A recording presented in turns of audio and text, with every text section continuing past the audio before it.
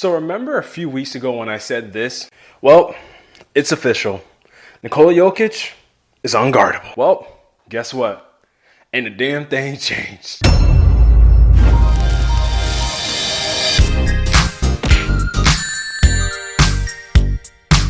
Nikola Jokic's first round series against the Portland Trailblazers really crystallized that. Let's take a moment and look at his overall dominance throughout the series. For the series, the man averaged 33 points per game on 52.8% shooting from the field and 43% from deep with 4.5 assists and 10.5 total rebounds. The crazy thing about Jokic's approach to the series is that he changed up some of his philosophies just a tad. What do I mean by that? Well, let me tell you, Jokic regularly seeks out scoring opportunities for his teammates to get them going early and get their confidence up early in the game. Probably the best approach from a team aspect in most cases. While he didn't necessarily deviate from this entirely, he made sure to assert himself and was coming at Portland early in each and every game of the series. Listen to Jokic's first quarter numbers in each of these games. Game 1, 13 points. Game 2, 14 points. Game 3, 12 points. Game 5, 8 points with 3 assists. Now game 6, he had 0 points, but it's because he didn't take a shot in the quarter because Michael Porter Jr. was scorching hot with 22 points on 8 of 10 shots. So he really knew to let his teammate torch, and he will sit back since Michael Porter Jr. was already setting the tone. The worst loss in the series came in the game where he didn't assert himself early, which was the game 4 where he only had 7 points and no assists in the first quarter. Jokic's selective increased aggressiveness was key to them winning this series. Why, might you ask? Did I say anything? He's trying. I didn't say anything. Because he set the tone early for the Nuggets in each and every game. The Joker made it known right from the onset that he was the best player in the series from game to game. Imagine being the opposing team, and at the start of every game, you're just wondering, how can we stop this guy? It was masterful to watch because he would start the games in that manner and finish them off in a similar fashion. Need proof? Duh. Let me take you to the iconic double overtime game of the series. A game that was heavily talked about because of Damian Lillard's 55-point haymaker he threw at the Nuggets, but wasted due to Jokic's counter uppercut.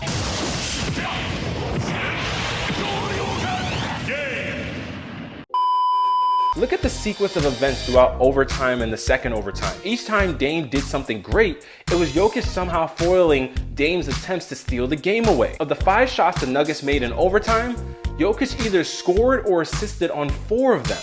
Then in double overtime, he scored or assisted on every one of the Nuggets' field goals. We are truly watching a player who can impose his will in a variety of ways whenever he wants to.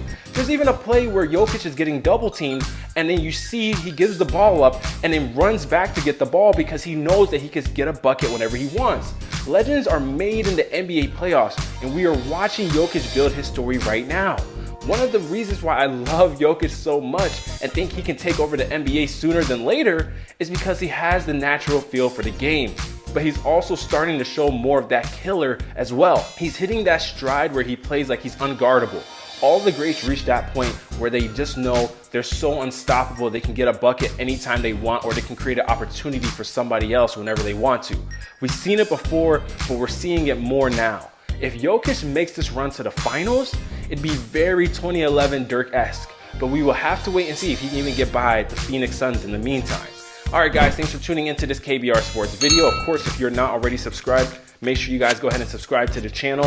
Of course guys, make sure you leave a like as well. I appreciate you guys for tuning into this video. Let me know your thoughts on Nikola Jokic down below in the comments. I think this guy, he has a chance, man. This dude is so good. Jokic is a beast. He's a monster in so many respects, and he dominates the game in a lot of ways that other players just can't right now. He creates for so many people. He creates for himself whenever he wants, and it's honestly one of those things. It's like anybody, it's on site.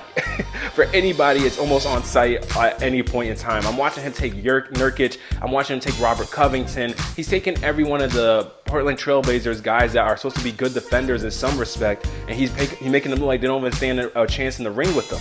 And now when you're talking about even his impact to going up against a team like the Phoenix Suns, you trying to tell me DeAndre Ayton is supposed to check Nikola Jokic? Please. This is the worst.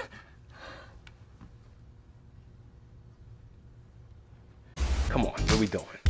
That's not even a realistic thing. So I'm curious to see how he's going to impose his will on the Phoenix series, and if he can be the tipping point, because he doesn't have his running mate in Jamal Murray, but It'll be him against Chris Paul, Devin Booker, and then Ayton, of course. So let me know what you guys think down in the comment section, how you think this series will play out. Of course, if you're not subscribed to the KBR Sports Podcast, make sure you guys go ahead and subscribe there. I posted a few podcast episodes on here, as well as some clips from the podcast as well. Just trying to make sure you guys are also aware there's podcast content as well. Join the Discord, and make sure you guys follow my social media platforms, Instagram, Twitter, TikTok, whatever the case might be. And of course, guys, until next time, I'm out.